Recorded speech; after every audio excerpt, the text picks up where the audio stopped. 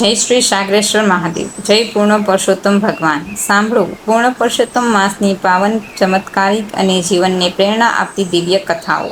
આ પવિત્ર માસમાં ભગવાન પૂર્ણ પુરુષોત્તમની કૃપાથી ભક્તોના જીવનમાં સુખ, શાંતિ, સમૃદ્ધિ, આધ્યાત્મિક ઉન્નતિ પ્રાપ્ત થાય છે. દરેક અધ્યાયમાં ભક્તિ, શ્રદ્ધા, સેવા, દાન, સત્ય, સંયમ અને સારા કર્મોની અદ્ભુત શીખ આપવામાં આવે છે, જે જીવનને નવી દિશા આપે છે. જે ભક્ત પૂર્ણ શ્રદ્ધાથી પૂર્ણ પુરુષોત્તમ માસની કથા સાંભળે છે, તેના જીવનના દુઃખો દૂર થાય છે અને ભગવાનની અસીમ કૃપા પ્રાપ્ત થાય છે. તો આવો ભક્તિભાવ સાથે સાંભળીએ પૂર્ણ પુરુષોત્તમ માસની આ દિવ્ય કથા. જય પૂર્ણ પુરુષોત્તમ ભગવાન. વિડીયો ગમે તો લાઈક કરો, શેર કરો, સબસ્ક્રાઈબ જરૂર કરો. અધ્યાય 23. ગુરુ શિષ્યની વાર્તા. ભૃગુમતી નદીના કિનારે એક સંતની ઝૂંપડી હતી. સંત ઘણા જ દયાળુ, જ્ઞાની, તપ, વ્રત કરનાર અને નીતિ નિયમના માનનારા હતા. તેમને એક શિષ્ય હતો. ગુરુ શિષ્ય બંને નદીએ સ્નાન કરવા આવતા. ભાવિકજનોને કથા વાર્તા સંભળાવે, બોધ આપે અને દાન દક્ષિણા જે કંઈ મળે એમાંથી નિર્વાહ કરે. એવામાં પવિત્ર પુરુષોત્તમ માસ આવ્યો. ગામમાં ભક્તિભાવની છોડ ઉડવા લાગી. સેંકડો નરનારીઓ વ્રત આદર્યા. રોજ ઘણા નરનારી નદીએ નાહવા આવતા, કાઠાગોરની વાર્તા સાંભળતા, દાન દક્ષિણા આપતા. આ બધું જોઈ શિષ્ય વિચાર કરતો કે હમણાં આટલા બધા લોકો નદીએ નાહવા આવે છે, આટલું બધું દાન પુણ્ય કરે છે. શિષ્ય વધારે પડતો જિજ્ઞાસુ હતો. એણે તો આ વાત ગુરુજીને પૂછી. ત્યારે ગુરુજી કહેવા લાગ્યા, હે શિષ્ય, હાલ પવિત્ર પુરુષોત્તમ માસ ચાલી રહ્યો છે. ભગવાન પુરુષોત્તમને પ્રસન્ન કરવા માટે માનવો આ અપાર ફળદાયી વ્રત કરે છે. ગુરુના આ જવાબથી શિષ્યની જિજ્ઞાસા વધી ગઈ. એ પૂછવા લાગ્યો, હે ગુરુજી, ભગવાન પ્રસન્ન થાય તો શું થાય અને શું આપે? ગુરુજી હસતા હસતા બોલ્યા, હે શિષ્ય, જે ભગવાન પ્રસન્ન થાય એનો અવતાર સફળ થઈ જાય, એને સુખ સમૃદ્ધિ મળે, એના સર્વ મનોરથ પૂર્ણ થાય, પ્રભુ એને સાક્ષાત દર્શન આપે. હે શિષ્ય, જો તું પણ પૂર્ણ શ્રદ્ધાથી આ વ્રત કરીશ તો તને પણ વ્રતના ઉજવણાના સમયે બ્રહ્મ ભોજન વખતે પ્રભુના દર્શનનો લાહો મળશે.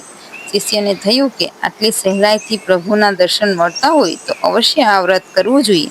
શિષ્યએ તો ગુરુજીના આદેશ મુજબ વ્રતનો સંકલ્પ કર્યો અને પૂર્ણ શ્રદ્ધાથી વ્રત કરવા લાગ્યો. ભાવપૂર્વક નદીમાં નાહવા જાય, કાઠાગોરની વાર્તા સાંભળે, દેવ દર્શન કરે, એમ કરતા પુરુષોત્તમ માસ પૂર્ણ થયો એટલે વ્રતનું ઉજવણું કર્યું. જાતે જઈને બ્રાહ્મણને જમવા નોતર્યા. લચપતતા લાડુ તૈયાર કર્યા. શિષ્ય જાતે રસોડામાં ધ્યાન આપી રહ્યો છે. બ્રાહ્મણો ગુરુજી સાથે ધર્મની વાતો કરી રહ્યા છે. સત્સંગમાં સૌ લીન બની ગયા છે. એ સમયે એક ભિખારી ત્યાં આવ્યો. કૃશ કાયા છે, મોં પર માકો બણબણે છે, ચીથરા જેવા વાળ છે, મેલા ખેલા વસ્ત્ર છે. એ તો આવીને બૂમો પાડવા લાગ્યો, મને મારું ખાવાનું આપો, કકડીને ભૂખ લાગી છે. ભિખારીની બૂમાબૂમથી શિષ્ય એને ધમકાવવા લાગ્યો, અપશબ્દો કહેવા લાગ્યો અને ભિખારી તો જાણે પોતાના માટે જ રસોઈ બનાવી હોય એમ હક કરીને માંગવા લાગ્યો. એની બૂમાબૂમથી બીજા પણ દોડી આવ્યા. કોઈને ખબર ન હતી કે એ સ્વયં પુરુષોત્તમ પ્રભુ હતા. ભિખારી સ્વરૂપી શિષ્યને દર્શન આપવા આવ્યા હતા, પણ ભગવાનને ઓળખવા સહેલા નથી. ઋષિમુનિ પણ થાપ ખાઈ જાય ત્યાં આવા શિષ્યનું શું ગજું? શિષ્ય તો ભિખારીને હઠથી અતિ ક્રોધમાં આવી ગયો અને એ ભિખારીને ગડદાપાટું મારવા લાગ્યો. તમાશો જોનાર પણ ભિખારી પર તૂટી પડ્યા. મારીને એને કાઢી મૂક્યો. ભિખારીને હાંકી કાઢ્યો. પછી બ્રાહ્મણો પેટ ભરીને જમ્યા અને દક્ષિણા લઈને ચાલતા થયા. બધાના ગયા પછી શિષ્ય વિચારે છે કે હમણાં ભગવાન દર્શન આપે પછી જવું. ઘણીવાર રાહ જોઈ પણ ભગવાન ન આવ્યા એટલે ગુરુજીને જઈને ફરિયાદ કરવા લાગ્યા. ગુરુજીએ તમે કહ્યું હતું કે બ્રહ્મ ભોજનના સમયે ભગવાનના દર્શન થશે. બ્રહ્મ ભોજન તો ક્યારનું પતી ગયું, પણ હજુ પણ પ્રભુ આવ્યા નથી. ત્યારે જ્ઞાની ગુરુજી કહેવા લાગ્યા, અશક્ય વાત.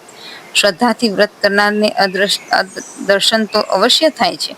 કદાચ તારી ભૂલ થઈ હશે, ભગવાન આવ્યા હશે પણ તે એને ઓળખ્યા નહીં હોય. ત્યારે શિષ્ય બોલ્યા, હે ગુરુદેવ, હું સવારનો એ જ ધ્યાન રાખું છું, પણ અહીં તો કોઈ આવ્યું નથી. હા, એક હઠીલો ભિખારી આવ્યો હતો, પણ મેં એને ખોખરો કરી નાખી અને કાઢી મૂક્યો. ગુરુ ઘણા જ જ્ઞાની હતા, તેથી તે સમજી ગયા કે ભગવાન સ્વયં ભિખારી સ્વરૂપે આવ્યા હશે અને આ શિષ્ય ઓળખી નથી શક્યો. ગુરુજીએ તત્કાળ સમાધિમાં જોયું તો ખાતરી થઈ ગઈ કે સ્વયં પુરુષોત્તમ પ્રભુ જ માર ખાધો છે. ત્યારે ગુરુ શિષ્યને કહેવા લાગ્યા, હે શિષ્ય, પ્રભુ તને દર્શન આપવા આવ્યા હતા, પણ દુન્યવી વસ્તુ જોવા ટેવાયેલી તારી આંખો પ્રભુને ઓળખી ના શકી. તે જે ભિખારીને માર માર્યો એ સ્વયં ભગવાન હતા. ગુરુજીની આ વાત શિષ્યના ગળે ન ઉતરી. એ તો કહેવા લાગ્યો, હે ગુરુજી, હું મૂર્ખ નથી કે ભગવાનને માર મારું. મેં તો ભગવાનની પૂજા કરવા માટે બધી તૈયારી કરી રાખી છે, પણ ભગવાન આવ્યા જ નથી. ત્યારે ગુરુજીને લાગ્યું કે શિષ્યને ખાતરી કરાવવી પડશે, એટલે એમણે તો પૂર્ણ શ્રદ્ધાથી પુરુષોત્તમને યાદ કર્યા અને શિષ્યની શંકા ટાળવાની વિનંતી કરી. તત્કાળ પુરુષોત્તમ પ્રભુ પ્રગટ થયા. વિરાટ સ્વરૂપ છે, તેજનો પાર નથી. પણ શિષ્ય શરીરમાં સોળ ઉઠેલા છે, વસ્ત્રો ફાટી ગયા છે. શિષ્ય તો હેબતાઈને પ્રભુના ચરણોમાં પડી ગયો અને રડી રડીને પોતાની ભૂલની માફી માંગવા લાગ્યો. ભગવાન તો દયાળુ છે. શિષ્યને ઊભો કર્યો, એના આંસુ લૂછી અને કહેવા લાગ્યા, હે ભક્ત, મારા સ્વરૂપો અનંત છે. હું ક્યારેય ક્યાં ક્યાં સ્વરૂપે ક્યાં પ્રગટ થાઉં છું એ કોઈ કહી શકતું નથી. જીવ માત્ર પર દયા રાખે એ જ મને પામી શકે. માટે કોઈ ભિક્ષુક પણ તારો આંગણે આવે તો આદર આપજે. આંગણે આવેલાનું અપમાન કરીને ધુત્કારી કાઢનાર કદી મારા દર્શન કરી શકતા નથી. આમ કહીને ભગવાન અંતર્ધ્યાન થઈ ગયા. ભગવાનના દર્શનથી ઘેલા ઘેલા થઈ ગયેલા ગુરુ શિષ્ય સુખે જીવન વિતાવીને વૈકુંઠ પામ્યા. સર્વ મનોરથ વ્રતે ફળે, સાક્ષાત દર્શન થાય. પૂર્ણ પુરુષોત્તમ સેવ થા, ભવસાગર તરાય. હે પુરુષોત્તમ પ્રભુ, જેવા તમે ગુરુ શિષ્યને ફળ્યા એવા વ્રત કરનાર સર્વને ફળજો. પૂર્ણ પુરુષોત્તમ પ્રભુની જય.